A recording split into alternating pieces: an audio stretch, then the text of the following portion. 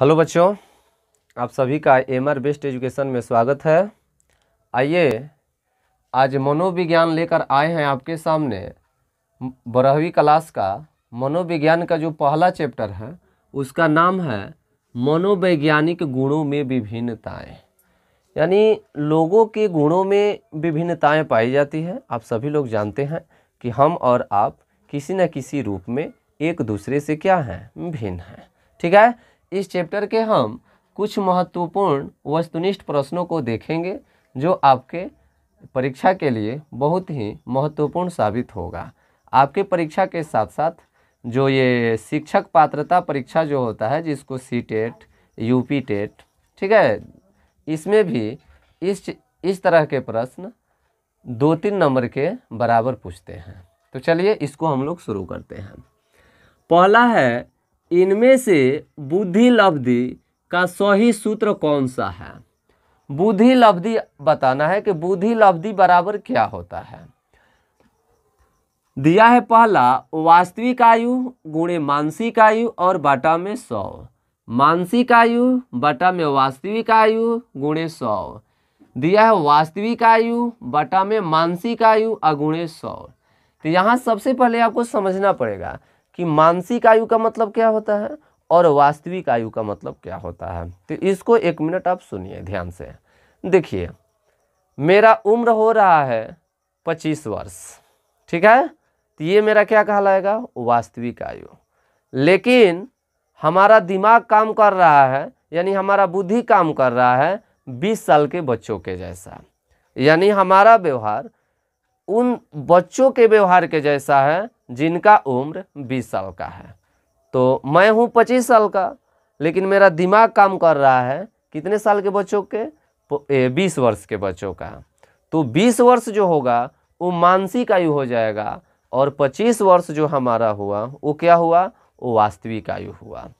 तो बुद्धि लब्धि कैसे निकाला जाता है, तो बुद्धि लब्धि निकालते हैं, वास्तविक आयु नीचे रहना चाहिए और मानसिक आयु क्या होना चाहिए, ऊपर होना चाहिए, अगुणे 100, तभी तो निकलेगा बुद्धि लब्धि। बुद्धि लब्धि के आधार पर ही हम बता सकते हैं कि कौन तीव्र बुद्धि वाला है, कौन सामान्य बुद्धि वाला है और कौन कमजोर बुद्धि वाला है। नहीं बता सकते हैं। जैसे देखिए, मान लीजिए हमारा वास्तविक उम्र है 25 वर्ष और हमारा मानसिक आयु जो है, हमारा दिमाग काम कर रहा है 20 वर्ष के बच्चों के जैसा, और 100 से गुणा कर देंगे। तो देखिए, नीचे वाला से ऊपर वाला कम है ना, तो एकदम फिक्स है कि जब नीचे वाला से ऊपर वाला कम होगा तो हम औसत बच्चों से नीचे जाएंगे, औसत बच्चों से नीचे जाएंगे। ठीक है, यदि नीचे वाला और ऊपर वाला सेम रहता है तब तो समझिए कि हम औसत बुद्धि में हैं। लेकिन नीचे वाला से ऊपर वाला ज़्यादा हो जाता है तो समझिए कि हम तीव्र बुद्धि में हैं। नहीं, मान लीजिए कि कोनो लड़का 6ठी क्लास में पढ़ रहा है तो 6ठी क्लास का भी वो सवाल बनाता है और 8वीं क्लास के बच्चों का भी वो सवाल बनाता है, तो उसका वास्तविक आयु 6 साल के बच्चों जैसा है, ये 6ठी क्लास के बच्चों जैसा है। लेकिन वो 8वीं क्लास के आयु के जो बच्चे करते हैं वो भी वो काम कर लेता है, तो किस में आ जाएगा, तीव्र बुद्धि में आ जाएगा। मेरा उम्र 25 साल का हो रहा है और मैं 25 साल के बच्चों के जैसा व्यवहार कर रहा हूँ तो मैं औसत में हूँ। यदि मैं 25 साल का हूँ और हमारा व्यवहार 20 साल के बच्चों जैसा है तो मैं थोड़ा औसत से नीचे आ गया।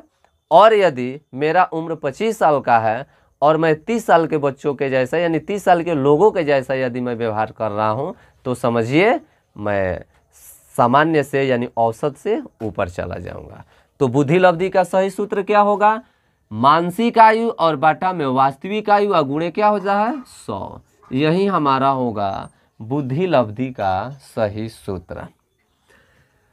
2 नंबर है, स्पीयरमैन के अनुसार बुद्धि में कितने तत्व होते हैं। स्पीयरमैन के अनुसार बुद्धि में कितने तत्व होते हैं, तो स्पीयरमैन के अनुसार बुद्धि में 2 तत्व होते हैं। बुद्धि में कितने तत्व होते हैं, 2 तत्व होते हैं। ठीक है ना, यानी द्विखंड का सिद्धांत किसने दिया था, तो स्पीयरमैन ने, इन्होंने कहा कि बुद्धि में दो तरह के तत्व होते हैं, एक सामान्य तत्व और दूसरा विशिष्ट तत्व। ठीक है, सामान्य तत्व जो सब में लगभग होता है, अब विशिष्ट तत्व का मतलब जिसको अर्जित करना पड़ता है, ये सब में नहीं होता है। तो इन्होंने बताया स्पीयरमैन ने कि बुद्धि में दो तत्वों का होना जरूरी है, एक सामान्य और दूसरा विशिष्ट। तीसरा है, गार्डनर के अनुसार बुद्धि में कितने प्रकारों का उल्लेख किया गया है। तो गार्डनर ने बहुखंड का सिद्धांत दिए थे, तो कितने, तो 8 प्रकार के बुद्धि को इन्होंने बताया था। कितने प्रकार के, 8 प्रकार के बुद्धि को इन्होंने बताया था। 4 नंबर प्रश्न है, बुद्धि शब्द का प्रयोग सबसे पहले किसने किया। बुद्धि शब्द का प्रयोग सबसे पहले किसने किया था। बीने ने किया था, साइमन ने किया था, फ्रांसिस गाल्टन ने किया था कि गैने ने किया था। तो याद रखिएगा, फ्रांसिस गाल्टन ने सबसे पहले बुद्धि शब्द का प्रयोग किया था। आप लोग समझते हैं बुद्धि क्या होता है, बुद्धि किसे कहते हैं। तो ये एक ऐसा शब्द है बुद्धि जिसका परिभाषा एक नहीं हो सकता है, बहुत से मनोवैज्ञानिक हैं और अपने अपने आधार पर इसका परिभाषा दिए हैं। कोई कहता है, यानी जैसे मान लीजिए एडवर्ड के हिसाब से चलेंगे, एडवर्ड कहते हैं कि अभियोजन करने में, अपने आप को एडजस्ट करने में जो आपके अंदर परिवर्तनशीलता देखा जाएगा उसको भी हम क्या बोलेंगे, उसको बुद्धि कहते हैं। ये कौन कहते हैं, ये एडवर्ड कहते हैं। दूसरा ऑस्टर्न कहते हैं कि नई परिस्थितियों के साथ साथ अभियोजन करने की क्षमता, यानी जैसी नई नई परिस्थिति आपके सामने आएगा उस परिस्थिति के हिसाब से आप अपने आप को एडजस्ट करते हैं, वो भी आपका बुद्धि होता है। तो यहीं पर टर्मन कहते हैं कि मूर्त चिंतन ही बुद्धि है। ठीक है ना। तो बुद्धि की बहुत सी परिभाषाएं हैं। तो बुद्धि शब्द का प्रयोग सबसे पहले किसने दिया था, तो फ्रांसिस गाल्टन ने दिया था। चलिए 5 नंबर है, मानसिक आयु शब्द का प्रयोग किसने किया था। मानसिक आयु शब्द का प्रयोग किसने किया था, ऑस्टर्न ने, बीने ने, गाल्टन ने कि साइमन ने। तो इसका सही उत्तर होगा बीने ने। 6 नंबर प्रश्न है, प्रथम बुद्धि परीक्षण किसने किया। सबसे पहला बुद्धि परीक्षण किसने किया था, अल्फ्रेड बीने व साइमन ने। हाँ, इन्हीं दोनों लोगों ने मिलकर कब किए थे, 1905 में किए थे। देखिए यहाँ पर भी एक प्रश्न है, बीने साइमन के साथ मिलकर पहले बुद्धि परीक्षण का निर्माण कब किया, तो 1905 में। ठीक है। तो प्रथम बुद्धि परीक्षण किसने किया था, तो अल्फ्रेड बीने और साइमन ने। कब किया था, तो 1905 में। चलिए 7 नंबर प्रश्न है, थॉर्नडाइक ने बुद्धि के कितने प्रकार बताए हैं। थॉर्नडाइक ने बुद्धि के 3 प्रकार बताए हैं। बुद्धि के कितने प्रकार बताए हैं, 3 प्रकार बताए हैं। तो ये ऑप्शन सी होगा। कौन कौन, एक मूर्त बुद्धि, एक अमूर्त बुद्धि और एक सामाजिक बुद्धि। 3 हो गया ना। तो ये 3 बुद्धि का जिक्र किसने किया, थॉर्नडाइक ने। ऑस्टर्नबर्ग ने बुद्धि को कितने श्रेणियों में बांटा, तो ऑस्टर्नबर्ग ने भी बुद्धि को 3 श्रेणियों में बांटा। कितने श्रेणियों में बांटा, 3 श्रेणियों में बांटा। ऑस्टर्नबर्ग ने भी कितने वर्गों में बांटा, 3 वर्गों में बांटा। ठीक है, हो गया। तो इसका हम क्या बताएंगे, इसका भी उत्तर हमारा क्या होगा, 3 ही होगा। यानी ऑस्टर्नबर्ग, थॉर्नडाइक ये बुद्धि के कितने प्रकार बताए हैं, 3 प्रकार बताए हैं। अधिकांशतः जितने मनोवैज्ञानिक हुए हैं मुख्य रूप से बुद्धि को 3 भागों में ही बांटा है। ठीक है। तो इनके अनुसार वाले में हम लोगों ने क्या देखा था, थॉर्नडाइक ने मूर्त, अमूर्त और सामाजिक बुद्धि। अब इनके हिसाब से चलेंगे, ऑस्टर्नबर्ग ने, तो इन्होंने भी 3 गो बताया। कौन कौन बताया, तो पहला बताया विश्लेषणात्मक बुद्धि। ठीक है। और दूसरा इन्होंने बताया सृजनात्मक बुद्धि और तीसरा इन्होंने बताया व्यवहारिक बुद्धि। तो इनका भी को हो गया, 3 गो हो गया। चलिए आगे हम लोग चलते हैं 9 नंबर में। मनोवैज्ञानिकों ने मुख्यतया यानी मुख्य रूप से कितने प्रकार की बुद्धि की चर्चा की है, तो मुख्य रूप से 3 ही प्रकार की बुद्धि की चर्चा की है, यानी ऑप्शन सी होगा। ठीक है। चलिए 10 नंबर है, बी ने साइमन के साथ मिलकर, बी ने साइमन के साथ मिलकर पहले बुद्धि परीक्षण का निर्माण कब किया थी? बातें हो चुका था, यानी 1905 में। चलिए 11 नंबर प्रश्न है, चलिए दिखाई दे रहा है 11 नंबर। 11 नंबर आपका प्रश्न है, कह रहा है 11 कि सामान्य बालकों की बुद्धि का स्तर क्या होता है? सामान्य बालकों की बुद्धि का स्तर क्या होता है? तो सामान्य बालकों के बुद्धि का स्तर कितना होता है? 91 से 110 होता है। 91 से 110 होता है। कि सामान्य बालकों की बुद्धि का स्तर क्या होता है? तो 91 से 110। ठीक है, ये सामान्य, इस पर थोड़ा ध्यान दीजिएगा। यहाँ हम लिखे हैं ये बुद्धि लब्धि, जेकरा आधार पर हम बता सकते हैं कि कौन सामान्य में है, कौन सामान्य से नीचे है और कौन सामान्य से ऊपर है। तो याद रखिएगा, जिन बच्चों की बुद्धि लब्धि 51 से 110 के बीच में होता है, 51 से 110 के बीच में, इसको बोलते हैं औसत बुद्धि वाला बालक, यानी सामान्य बालक बोलते हैं। जैसे ही 91 से 110 के बीच रहेगा तो औसत बुद्धि वाला कहेगा, और जैसे ही 110 से ऊपर जाएगा तो औसत बुद्धि से ऊपर यानी तेज में गिनती होने लगेगा, यानी वो सामान्य से ऊपर हो गया तो तेज में जाएगा, और सामान्य से नीचे आ गया तो वो कमजोर में जाएगा। तो देखिए, तो औसत बुद्धि से ऊपर जाएगा यानी 110 से ऊपर जाएगा, तो 110 से 119 के बीच में जिसकी बुद्धि लब्धि होगी तो उसको बोलेंगे तीव्र सामान्य बुद्धि।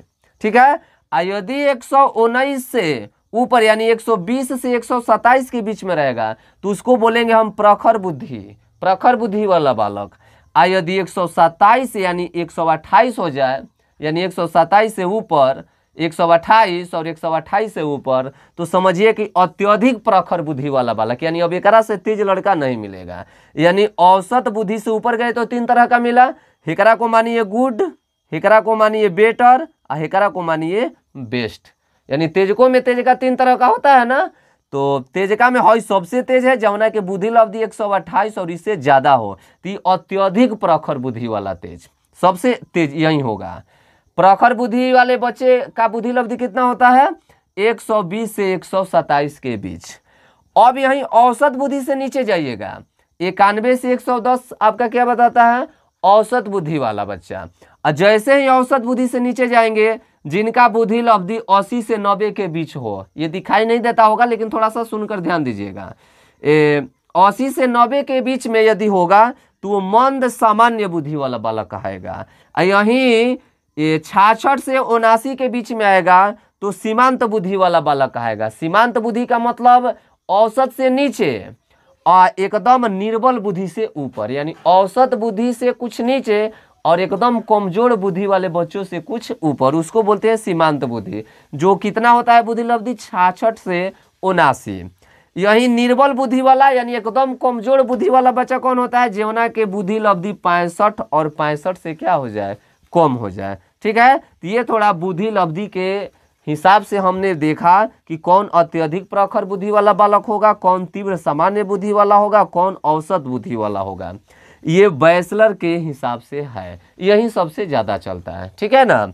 चलिए अब आइए, 2 प्रश्न और छूट रहा है। 12 नंबर है, इनमें से किस विद्वान ने बुद्धि को परिभाषित नहीं किया?